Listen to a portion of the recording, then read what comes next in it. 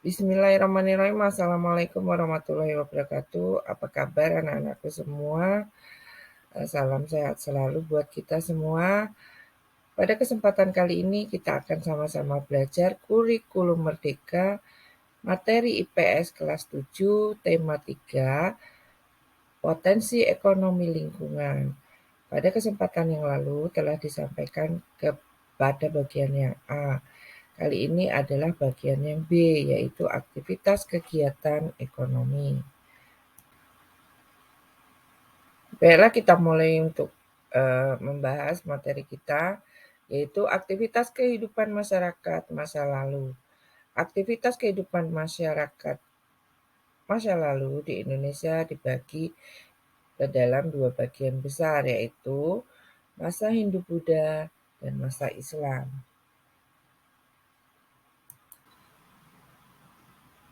Aktivitas kehidupan masyarakat pada masa Hindu-Buddha. Ada beberapa teori mengenai masuknya Hindu-Buddha ke Indonesia. Yang pertama, teori Waisya. Yang kedua, teori Kesatria. Yang ketiga, teori Brahmana. Dan yang terakhir adalah teori arus balik.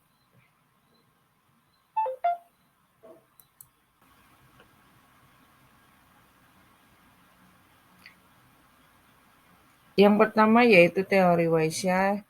Ini ditemukan oleh N.Z. Krom. Menurutnya, proses masuknya Hindu-Buddha ke Indonesia dibawa oleh pedagang India selama para pedagang menetap di Indonesia memungkinkan terjadinya perkawinan dengan wanita pribumi. Menurutnya, mulai dari sini pengaruh budaya India menyebar dan menyerap dalam kehidupan masyarakat Indonesia. Teori kesatria.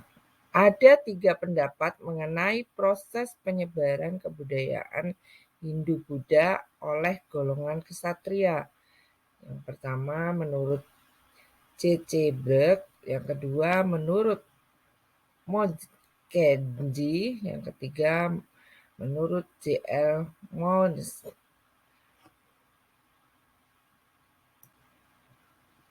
Menurut C.C. Brooke, yaitu para kesatria India terlibat konflik dalam masalah perebutan kekuasaan di Indonesia.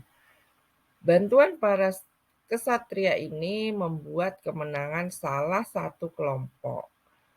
Sebagai hadiah, ada di antara para kesatria dinikahkan dengan salah satu putri kepala suku yang dibantunya. Sehingga kesatria ini dapat menyebarkan kebudayaan Hindu-Buddha dengan mudah dengan keluarga. Menurut Mokherjee, bahwa golongan kesatrialah yang membawa pengaruh kebudayaan Hindu-Buddha ke Indonesia. Mereka membentuk koloni-koloni yang berkembang menjadi kerajaan. Menurut J.L. Mounds, yaitu menghubungkan proses terbentuknya kerajaan di Indonesia abad ke-5. Pada abad yang sama terjadi situasi serupa di India. Ada di antara keluarga kerajaan di India Selatan yang melarikan diri ke Indonesia dan membangun kerajaan di Indonesia. Kita lanjutkan materinya, yaitu teori Brahmana oleh Van Leur. Menurutnya, kebudayaan Hindu-Buddha dibawa oleh golongan Brahmana. Alasan kuatnya adalah peninggalan kerajaan pada prasasti yang menggunakan bahasa Sangsekerta dan bahasa Pallava. Kedua bahasa itu hanya dikuasai oleh golongan Brahmana. Teori arus balik dikemukakan oleh F. D. Ickboz. Menurutnya banyak para pemuda Indonesia yang belajar agama Hindu-Buddha ke India. Kemudian mereka kembali lagi ke Indonesia untuk menyebarkannya.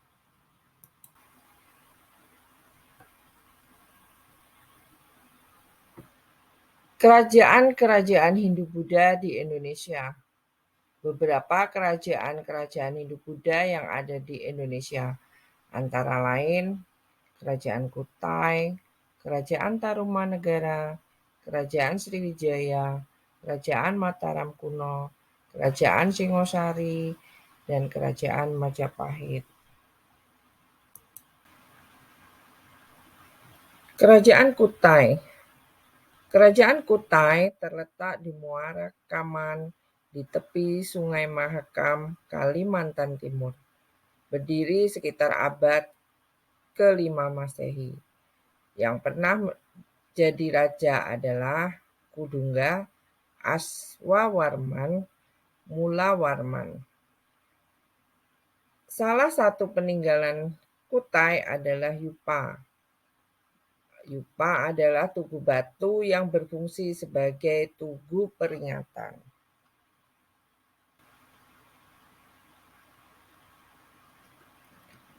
Kerajaan Tarumanegara. Kerajaan Tarumanegara merupakan kerajaan tertua di Pulau Jawa. Berdiri sekitar abad 5 Masehi. Berdasarkan catatan sejarah, kerajaan ini merupakan kerajaan Hindu beraliran Wisnu. Salah satu peninggalan kerajaan ini adalah prasasti.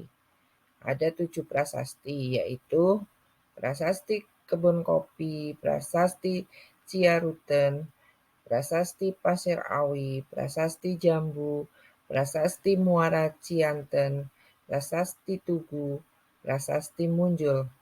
Semua prasasti ini menggunakan bahasa Palawa dan bahasa Sangsekerta.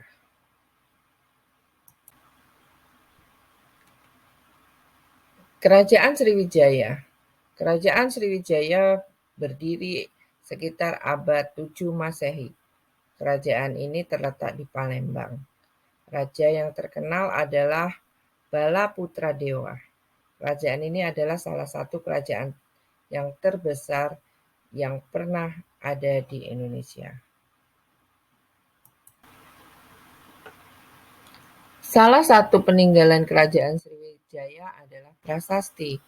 Prasasti tersebut ada yang berasal dari dalam negeri bahkan dari luar negeri. Juga prasasti yang berasal dari dalam negeri adalah Kedukan Bukit, Telaga Batu, Karang Berahi, Palas Pasema, Kota Kapur, Among Hapasa, Talang Tuo. Sedangkan yang berasal dari luar negeri adalah Ligor, Nelanda, Kanton, dan Graya. Berdasarkan informasi dari sumber-sumber yang ada, diketahui bahwa Kerajaan Sriwijaya pernah menjadi pusat kegiatan ilmiah agama Hindu-Buddha di Asia Tenggara. Pulau Bangka dan Jambi Hulu pernah ditaklukkan pada tahun 686 Masehi. Pada awal abad ke-11, Raja Rajendrakola dari Kerajaan Kulamandala, India melakukan penyerbuan ke Sriwijaya. Sampailah kita pada Kerajaan Mataram kuno. Kerajaan Mataram kuno berdiri pada pertengahan abad 8 Masehi. Kerajaan ini diperintah oleh 2 dinasti, yaitu dinasti Sanjaya yang beragama Hindu dan dinasti Sailendra yang beragama Buddha. Beberapa prasasti peninggalan Kerajaan Mataram kuno adalah Cagal, Kalasan, Nalanda, Ligor, dan Klurak.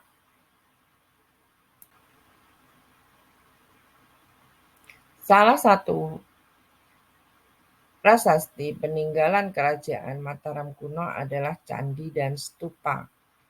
Contoh candi pada masa Sanjaya adalah Candi Dieng, Candi Gedong Songo, dan Candi Prambanan. Sedangkan contoh stupa pada zaman Sailendra adalah Candi Borobudur, Candi Mendut, dan Candi Pawon. Kita lanjutkan materinya yaitu Kerajaan Singosari. Kerajaan Singosari atau yang biasa ditulis Singosari adalah kerajaan yang didirikan oleh Ken Arok. Lokasi kerajaan ini ada di Jawa Timur. Peninggalan kerajaan ini berupa kitab dan prasasti. Kitabnya yaitu Kitab Pararaton dan Kitab Negara Kertagama. Prastastinya yaitu Balawi, Maribong, Kusmala, dan Mula Malaru.